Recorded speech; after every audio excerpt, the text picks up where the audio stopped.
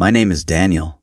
The world outside my window had gone dim, a soft, encroaching twilight that mirrored the one settling in my gut.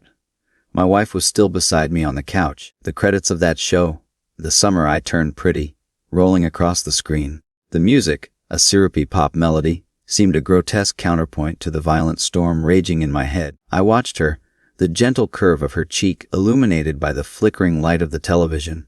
She was scrolling through her phone, a small, innocent smile on her face, completely unaware that a decade-old lie had just detonated a bomb in my mind. It was all a ripple effect from that stupid, ridiculous show. A story of fictional characters cheating and lying, and it had somehow unlocked a real, brutal truth I had been living with, unknowingly, for 8 long years. The anxiety had been building for the last few scenes, a slow, tightening band around my chest.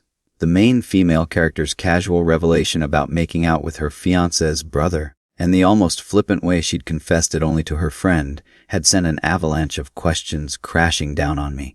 I had just watched it, but I felt like I was reliving a memory from years ago. I felt the same disoriented shock I'd felt back then, when that 17-year-old girl's message had first flashed on my screen, a harbinger of a reality I couldn't comprehend. Back then, the words were just as simple. Your wife and a coworker had hooked up. It was a vague, disembodied accusation from a stranger I'd never met, but it had been enough. It was a single, piercing needle that deflated the happy, perfect balloon of my life. My stomach had dropped, a cold, empty feeling that made me nauseous. I remember the world tilting for a moment, the floor beneath me feeling unsteady. The memory of confronting my wife was still a bit hazy, clouded by the shock and the alcohol I had been consuming at the time. We were both so young, so ill-equipped to handle the weight of our lives. I was 27, she was the same, and we were still just a year into this new, daunting reality of marriage. Our lives in the city, the stress of work and money, the pressure of planning a wedding that I had been so disengaged from, all of it had created a toxic atmosphere. When I confronted her, she had been broken. That much was true. She had admitted to it, her voice quiet and full of a shame that seemed to hang in the air between us. She said they had made out at a bar after work, that it was a stupid, drunken mistake. I believed her. Why wouldn't I? She was crying, her face contorted in remorse. She had already started therapy, a proactive step that seemed to indicate the seriousness of the situation. It all added up.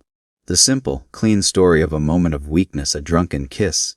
The image of it was what I had held onto for all these years. Just a kiss, a momentary lapse in judgment. It was forgivable. It was something we could work past. We did work past it. We had our months of struggle, of awkward conversations and silent treatments. But we also had new rules, new ways of communicating. We started rebuilding our relationship brick by painful brick. We were both flawed. I had to admit that too. I was drinking too much. I was stressed. I was apathetic about our wedding. My own failings seemed to contextualize hers, to make her mistake seem less like a betrayal and more like a symptom of a larger problem. We weren't communicating. We weren't connecting. It was a problem we could fix together. And we did fix it. For years we did. We started having kids, and our life became a whirlwind of diaper changes, sleepless nights, and the boundless love that comes with parenthood. Our relationship deepened. We had a bond forged not just from love, but from shared hardships, financial struggles, personal crises, the monumental task of raising a family. Our love felt different, more real, more grounded. It wasn't the giddy, romantic love of a new couple, but a solid, unwavering commitment. Yesterday, that solid foundation cracked. It was a tiny, insidious thought at first. Why would a girl message me, a complete stranger, about a simple make-out? Why would a drunken kiss require therapy? It was a logical inconsistency I had never bothered to explore. I had accepted her version of events so completely, so desperately, because I wanted to believe it. It was easier to believe a simple story than to confront a complex and painful truth. The question swirled in my head, a vortex of doubt. My wife was still there on the couch, laughing at something on her phone. I felt a surge of cold fury, an anger so intense it made my hands tremble. My voice, when I spoke, was flat and devoid of any emotion. When you cheated on me, what did you do? She looked up at me, the smile fading from her face. She repeated the old, rehearsed line. We just made out. The lie was so effortless, so practiced. It was a lie she had been living with for 8 years, a lie she had told to me, to herself, to everyone.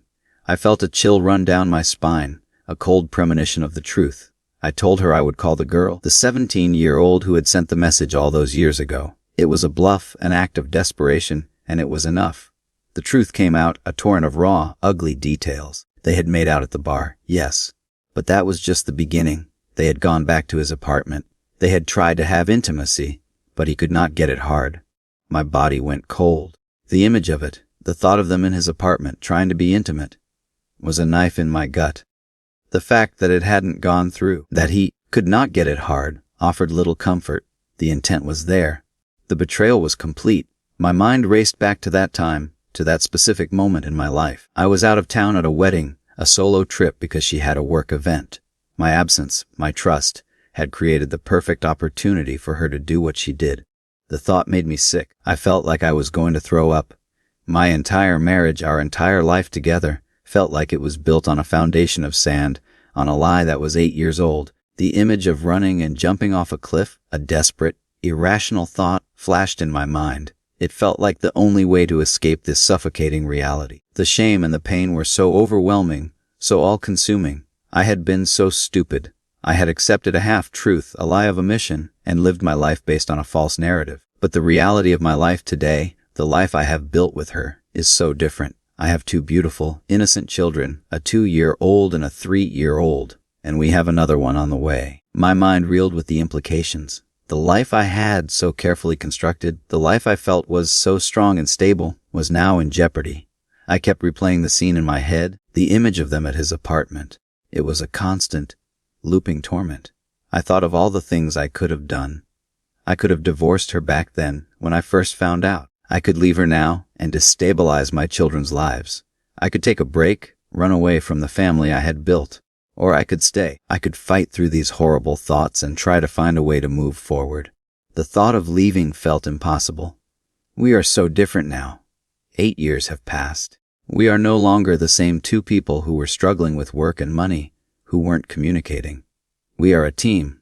We have gotten through so much together. Most recently, I had moved our entire family across the country for a job that I ended up hating. I quit, and she was my rock. She was incredibly supportive, and I don't know if I would have made it through that time without her. I felt so much shame, so much embarrassment. I couldn't talk to my friends or family about this. I was isolated, thousands of miles away from the support system I used to have. The thought of navigating this alone was terrifying. I was already struggling with depression from the job situation. This felt like a punch to the gut, a relapse into a darkness I thought I had escaped.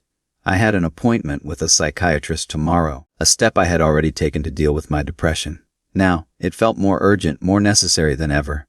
I was a mess, a walking ball of anxiety and pain. My wife and I talked for hours after I confronted her. She was a broken mess again, but this time, the tears felt different. She was no longer just remorseful for a drunken kiss. She was ashamed of the deeper lie, the one she had allowed me to live with for all these years. I had so many questions, so many details I needed to know. I wanted to be certain that this was a one-time thing. The image of the guy, the scumbag I had always believed him to be, only deepened my disgust. But I also had to confirm everything. I needed to know the truth, the whole truth, no matter how painful it was. My plan was to take a week away. I needed to clear my head, to focus on something else, to get some perspective. I needed to figure out if the pain and betrayal of her actions outweighed the love and commitment we had built over the last 8 years. Was this a deal breaker? Was a one-night stand from 8 years ago enough to destroy a family, to take away the father of 3 children? I looked at my wife again, her eyes red and puffy, her face etched with a pain that mirrored my own. I loved her. I truly did. Our marriage, despite this horrific revelation, had been excellent. We had been a team. We had supported each other through so many struggles. We had built a life together, a family. I needed to decide if the lie of our past was more important than the truth of our present. It was a choice between tearing down everything we had built or trying to find a way to rebuild our foundation. This time, on the painful truth. I didn't know if I could do it, but I knew I had to try. My children, my family, our life together, it all depended on it. I just had to figure out if I was strong enough to get over it and continue with my relationship. It was a question I couldn't answer yet. I needed time, space, and a clear head, and I needed to know, truly know, if I could ever trust her again. The weeks that followed were a blur of raw emotion and painful self-reflection. The plan for a week away had morphed into something more profound and necessary. I took a few days, but it wasn't enough. The truth was, there was no escaping the memories. They followed me everywhere, a dark, persistent shadow that no amount of distance could erase. The images of them at his apartment, the casual way she had lied about it for years, the sheer audacity of her deceit.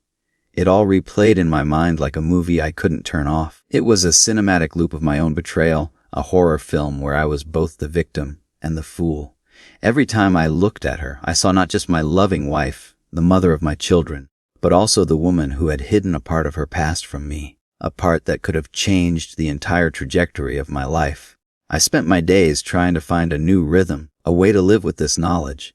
I went for long, aimless walks. I sat in coffee shops, watching strangers live their lives, their faces oblivious to the kind of pain I was feeling. I thought about the younger me, the one who was so innocent, so trusting. We were both virgins when we started dating, a detail that now seemed painfully naive.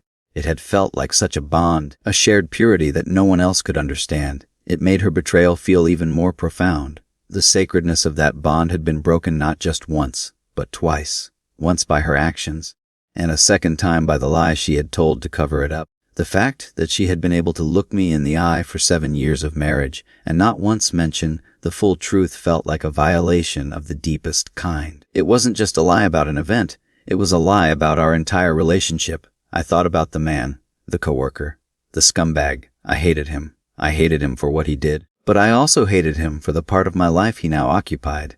He was a ghost in our marriage, a permanent fixture in my mind, a symbol of a pain I could never escape. I tried to find solace in the fact that it was a one-night stand, that it hadn't gone through. I clung to that detail like a lifeline, a small consolation in a sea of despair. But even that was a form of self-deception. The attempt was what mattered. The intent was what mattered. The fact that she had been willing to go that far, to risk everything for a moment of drunken recklessness. My therapy sessions became a refuge. My psychiatrist was a calm, steady presence in the storm of my mind. We talked about my depression, about the job, but the conversation always circled back to the betrayal. It was the epicenter of my current emotional earthquake. He helped me sort through the chaos, to separate my feelings of shame from my feelings of anger. The shame was the most insidious. I felt like a fool. I had been so easily duped. I had been so willing to believe a lie because it was the easiest option. I had been an active participant in my own deception. It was a difficult truth to swallow. The conversations with my wife were even harder. We had to break down everything, to tear apart the narrative we had so carefully constructed. I asked her a million questions, small details I had never thought to ask before. Where was his apartment? What did it look like? What did she feel? What did she think? I wanted to understand the sequence of events, to create a clear picture in my mind, even if that picture was horrifying. I needed to see it clearly, so I could stop imagining it. But the details were just as painful as the vague fear. The more I knew, the more I hurt. The more I understood, the more I questioned everything. She was honest now, a raw, unvarnished honesty that was both a relief and a torment. She confessed her shame, her fear, her regret. She told me she had been afraid to tell me the full truth, afraid that I would leave her, that our relationship wouldn't survive the weight of her betrayal. She said she had thought about it every day, that it was a constant burden on her heart. The fact that she had been carrying this weight for so long, that she had been lying to me for so long, felt like a second, deeper betrayal. It wasn't just a one-time mistake. It was a years-long lie. I found myself oscillating between moments of pure rage and moments of quiet despair. 1 minute, I would be yelling, my voice full of a frustrated anger that had been simmering for years. The next, I would be silent, withdrawn, a hollow shell of myself. My wife would just sit there, her own eyes full of tears, her face a mask of regret. She didn't defend herself. She just let me feel what I needed to feel. She understood that she had no right to demand forgiveness, no right to ask for a quick fix. She had broken something, and she knew it would take time to repair it. I had to be honest with myself, too. I had to acknowledge my own part in the situation. My drinking, my disengagement, the stress I was under. I wasn't an excuse for her actions, but it was a part of the context. We were both struggling. We were both young, and we were both unprepared for the realities of adult life and a serious relationship. We had both made mistakes, but her mistake had a finality to it, a brutality that mine did not. My distance and my drinking had not been a betrayal. It had been a symptom of my own immaturity, a reaction to stress. Her actions had been a choice, a conscious decision to cross a line that should have been sacred. The thought of my children was the only thing that kept me from completely falling apart. I looked at their innocent faces, their boundless energy, their unshakable love.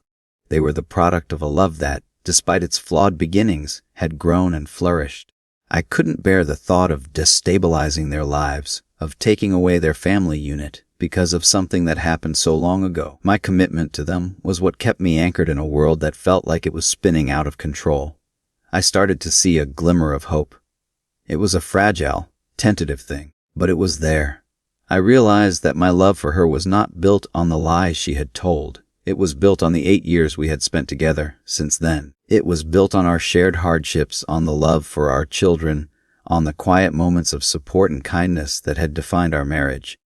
The lie was a part of our history, a stain on our past, but it didn't have to define our future. I knew this wasn't something I could get over in a week or a month or even a year.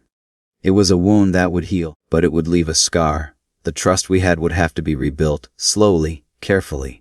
It would require an honesty from her that was absolute, and a willingness from me to let go of the pain, to forgive, and to move forward. It was an overwhelming task, but I had to believe it was possible. Our family depended on it. Our future depended on it. I had to believe in the strength of our relationship, the one we had built with our own hands, the one that had nothing to do with a long, buried lie. I was learning to talk about it, to externalize the shame and the anger instead of letting it eat me alive. My wife and I were still in the process of talking, of unraveling the threads of our past. I felt a sense of clarity, a morbid but necessary understanding of what had happened. It wasn't about the one night stand anymore. It was about the years of deceit, the years I had lived with a lie. But the lie was out now. The truth was out. And the truth, no matter how painful, was the only thing that could set us free. It was a long road ahead, but for the first time in what felt like an eternity, I could see a path forward. It was a difficult path, but it was a path we could walk together. The revelation had been a sudden, violent earthquake, but the aftershocks were what truly tested us. It wasn't just a single moment of pain. It was a lingering, pulsating ache that seeped into every corner of our lives. The mundane felt tainted. A shared laugh felt forced. A touch felt distant. I would look at her across the dinner table and wonder, what else don't I know? Did she tell me the whole truth this time? Had she omitted any other painful details? The trust, once so implicit, was now a fragile, shattered thing, something that had to be handled with the utmost care. It was a new and terrifying reality to navigate. I found myself meticulously re-examining our past, not just the single moment of her infidelity, but the entire history of our relationship before it. I went back to the beginning, to when we first met. We were so young, so innocent, two virgins embarking on a new and exciting relationship. I remembered the nervous anticipation, the fumbling first kisses, the feeling of a world of possibility stretching out before us. It had all felt so pure, so honest, and now that memory was tarnished. Was it ever as pure as I had thought? Had I been so blind, so naive, that I had missed all the warning signs? It was a difficult and painful mental exercise, trying to separate the genuine moments of love from the underlying deception. The sheer normalcy of the time period between her cheating and my discovery of it was what haunted me the most. We had a life. We had celebrated our engagement, our wedding, our first anniversary. We had laughed, we had cried, we had built a home. All the while, she carried this secret. It felt like a betrayal not just of our physical relationship, but of our emotional one as well. The foundation of our life, the very bedrock on which our family was built, was a lie. This thought was the most difficult to process. It made me question everything I had believed about our marriage. Was our love real, or was it just a facade built on a foundation of sand? My therapy sessions continued, and they became more focused. My psychiatrist helped me differentiate between the person my wife was then and the person she was now. He reminded me that people change, that we grow, that we learn from our mistakes. The young, reckless woman who had gone to a bar and made a terrible decision was not the same woman who was sitting beside me on the couch every night, raising our children and supporting me through a difficult time. I had to acknowledge that, to accept that her past actions did not necessarily define her present character. But it was a hard truth to accept. The two images of her, the past and the present, were constantly in conflict in my mind, a battle for dominance that left me exhausted. I started to get in touch with some of my old friends, the ones who were 1,000 miles away. I had been so isolated for so long, caught up in the stress of my job and the challenges of a new city. I needed an outlet, a way to talk about my pain without the shame and embarrassment that came with discussing it with my family. They were a lifeline. They listened without judgment, offering support and a perspective that was so desperately needed. They reminded me of the man I was before, of the trust I had always had in my relationships. They helped me see that my naivete was not a character flaw, but a sign of my fundamental goodness. It was a comfort I didn't know I needed. My wife and I started to have more honest, more difficult conversations. We talked about the deeper issues that had led to her cheating. She confessed to feeling lonely and disconnected during that time, to a deep unhappiness that she couldn't articulate. We talked about my own failings, my drinking, my emotional distance. We were both so much better at communicating now, so much more aware of the needs of the other person. The pain of the past was being used as a tool, a catalyst for a deeper, more honest connection. It was a bitter pill to swallow, but I could see the truth in her words. We were different people now. We were a different couple. I still had moments of doubt, moments when the rage would flare up, when the image of them at his apartment would flash in my mind, and I would have to take a deep breath to keep from screaming. But those moments were becoming less frequent. They were being replaced by moments of quiet reflection, of a growing acceptance. I was learning to live with the truth, to integrate it into the narrative of our life instead of pretending it didn't exist. My plan to take a week away had evolved into something more. It was a journey of internal discovery, a search for a new foundation on which to build our life. It wasn't about escaping the past, it was about confronting it. I realized that my love for her wasn't a choice I had made 8 years ago, when I was living a lie. It was a choice I was making every single day, a choice I was making now. In the light of the painful truth, it was a choice to forgive, to trust again, to believe in the possibility of a shared future. I didn't know if I would ever be able to completely forget what had happened. I didn't know if the scar would ever fully fade. But I was starting to believe that I could learn to live with it.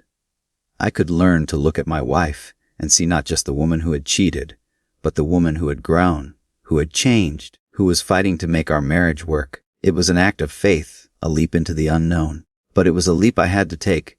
My children, my family, my own happiness, it all depended on it. I had to believe that a beautiful, messy, and imperfect truth was better than a perfect, seamless, and empty lie, and I was starting to believe it.